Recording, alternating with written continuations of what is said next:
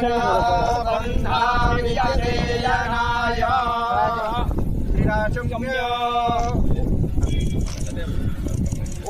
केशवाय नमः, ओम माधवाय नमः, ओम नारायणाय नमः, ओम केशवाय नमः, ओम पवित्रे सर्वे सर्वे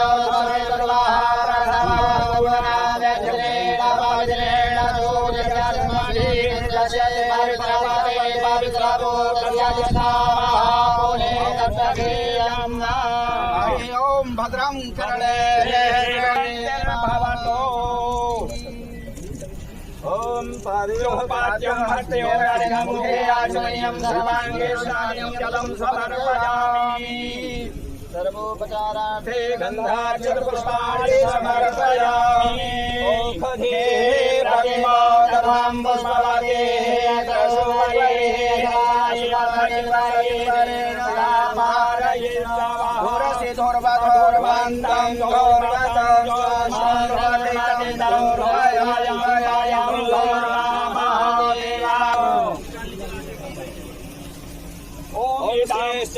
लक्ष्मी सत्यात्रे वर्षे नक्षत्राणि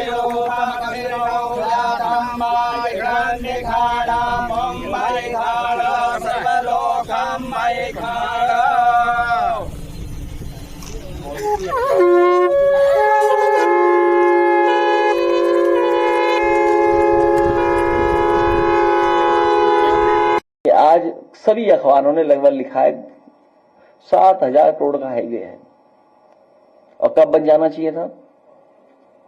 2,000 अगर किसानों के लिए मुआवजे पे गया तो 5,000 करोड़, मतलब अगर 5,000 करोड़ को हम डिवाइड कर दें 91 किलोमीटर की सड़क से तो लगभग 50 करोड़ से ज्यादा पर किलोमीटर बना है। वही 4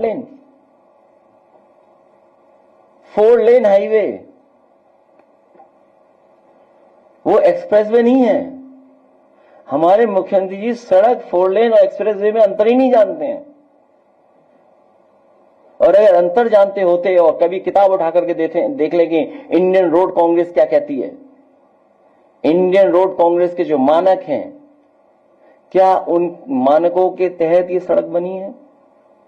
और जिसने भी मानकों से खिलवाड़ की है, क्या ये सरकार ऐसे अधिकारी के खिलाफ कभी कार्रवाई करेगी?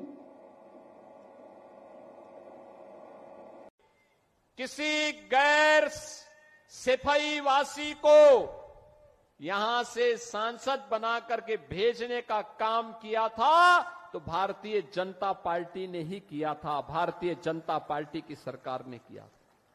देखो, निरुवा सांसद बना, नीलम सोनकर सांसद बनी, तो विकास आजमगढ़ में द्रुत गति से आगे बढ़ा।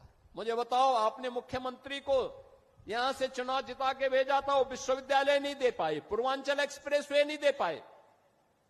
कितना बेवकूफ बनाया था पूर्वांचल एक्सप्रेसवे के नाम पर। 340 किलोमीटर का लंबा एक्सप्रेसवे शिलान्यास कर दिया, अलाइनमेंट भी नहीं पता और जमीन एक भी इंच नहीं खरीदी। जब 6 महीने के बाद 17 में मैं आया, मैंने कहा भी क्या हुआ, क्या प्रोग्रेस है? कहा साहब जीरो। मैंने कहा क्यों जीरो है? कहा साहब जमीन ही नहीं तो एक्सप्रेसवे बनेगा कहां पे? मैंने कहा फिर ये टेंडर कैसे हो गए? टेंडर कर दिए गए थे 15,200 करोड़ के। एक्सप्रेसवे की चौड़ाई थी मात्र 110 मीटर।